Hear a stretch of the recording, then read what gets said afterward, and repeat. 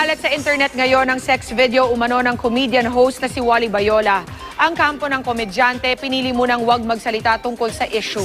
May report si Nelson Canlas. Kumakalat ngayon sa social media ang isang sex video umano ng komedyanteng si Wally Bayola kasama ang isa raw EBB dancer. Ayon sa Philippine Entertainment Portal o pep.ph, nai-upload daw ito sa YouTube kahapon at kumalat na rin sa iba pang social media sites. Hindi pa rin daw matukoy kung sino ang nasa likod ng pagpapakalat ng video.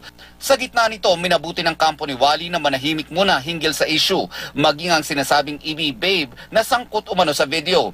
Bukod sa pagpapatawa sa Itbulaga, nakilala rin si Wally sa pagiging stand-up comedian sa ilang comedy bars. Nang makausap ng GMA News ang Senior Vice President and COO ng Tape Incorporated at manager ni Wally na si Miss Malu Shoa Pagar, pansamantala raw hindi mapapanood ang comedian host sa noontime show na Itbulaga.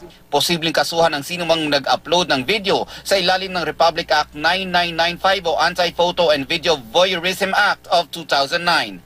Bawal din kumuha at magpakalat ng mga litrato o video ng maseselang bahagi ng tao at kanilang sexual activity nang wala nilang pahintulot. Maaari ring makasuhan ng mga simpleng nag-share lang ng video sa social networking sites at sa email. Ang parusa hanggang 7 taong pagkakakulong o multa hanggang ₱250,000. Pero mapapanagot lang daw ang nagpakalat ng video sakaling may naghain ng reklamo o may pagbabasihang sinumpang salaysay.